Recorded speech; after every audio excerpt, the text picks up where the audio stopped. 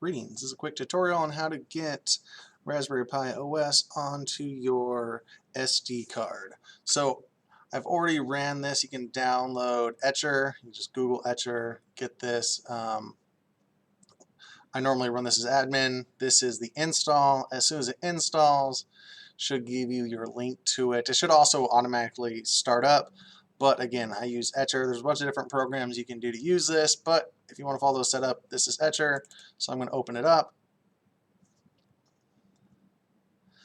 And then it's going to say flash from file. You can see I have this on my desktop systems. So I'm going to find it.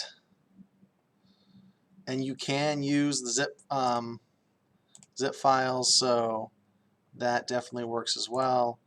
Not a problem to go ahead, and now this thing's kind of buried for me, so I'm gonna give me a little bit to get to it. But once you have it,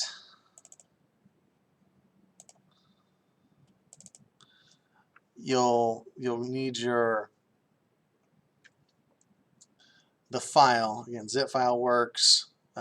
Download it from where I gave it to you. So again, yours should look like this. You could probably go to Raspberry Pi, get the latest and greatest zip file.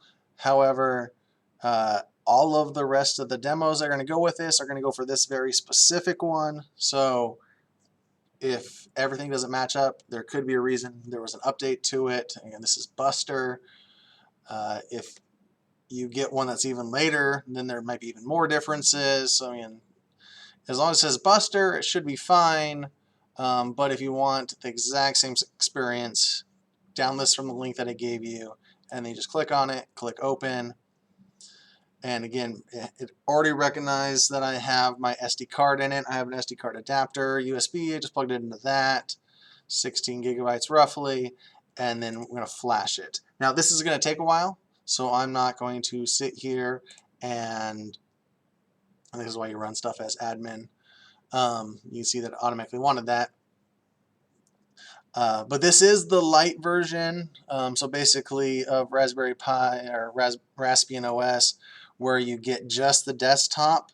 Thus will allow us to learn to configure more of it, not just having everything done for us. So again, I didn't do the extra light where it doesn't have a desktop. So this will have a desktop as we go through this, and it'll have the bare minimum that we need for desktop. So we'll build different processes as we learn the systems using the Raspberry Pi.